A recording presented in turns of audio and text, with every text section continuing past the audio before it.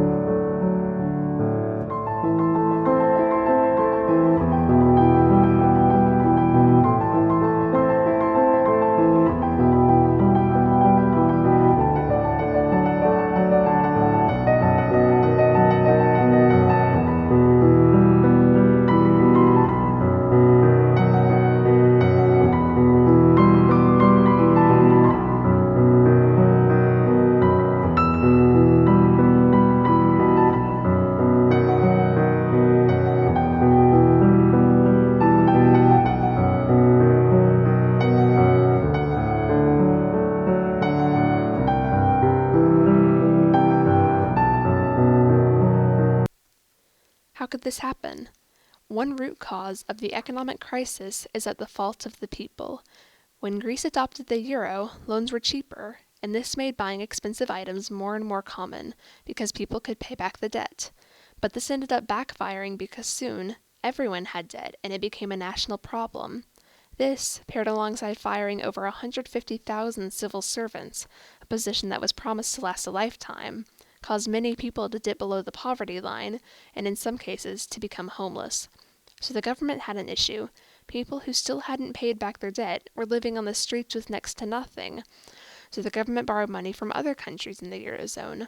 This was fine until it was released that the Greek government had cooked their books or lied about national deficit, saying it was 3.4%, when in reality it was over 15%. This left Greece with a huge new homeless community, people declaring bankruptcy, and a debt of over 355.2 billion euros. The unemployment crisis. One effect of the Greek economic crisis is the unemployment crisis. After Greece fired over 150,000 civil servants, many people were unable to find a new job. This left people with tight budgets, and they stopped buying the extra luxuries or going out to eat, which is an important tradition for many Greek families. Eventually, this led to restaurants and businesses closing as well. In 2014, the unemployment rate soared to 29% for all Greek people, but hit young people, ages 15 to 24, the hardest, leaving 48% of them out of a job in 2015.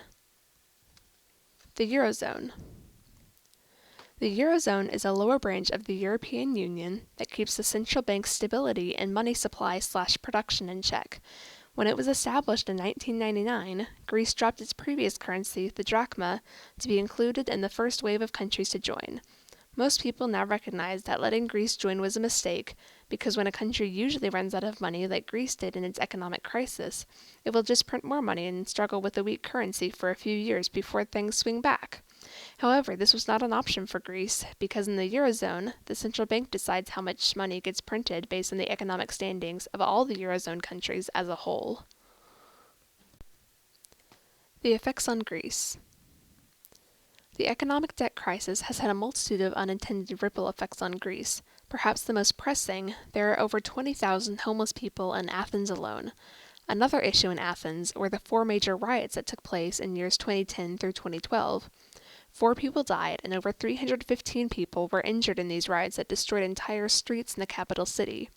Tourism has also taken a blow, partially due to the danger that comes with the previously listed effects of the economic crisis.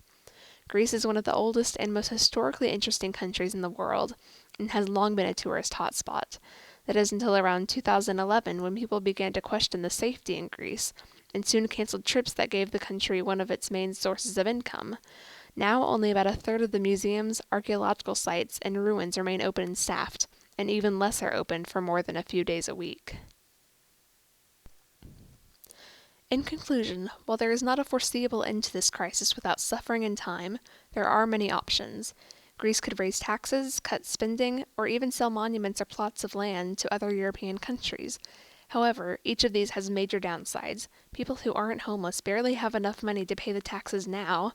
Cutting the spending has not been successful in the past, and it is extremely unlikely that Greece will be willing to sell important artifacts from their heritage, culture, and history for money. This is why dropping the euro might be the best bet for Greece's future. If Greece was to start printing drachmas again, it would be a very long process, taking somewhere between 6 months and 2 years just to print enough money for the country to have enough currency to make things run. But Greece would be able to print the amount of money they need to reduce its value, which would help exports and eventually pay off debt.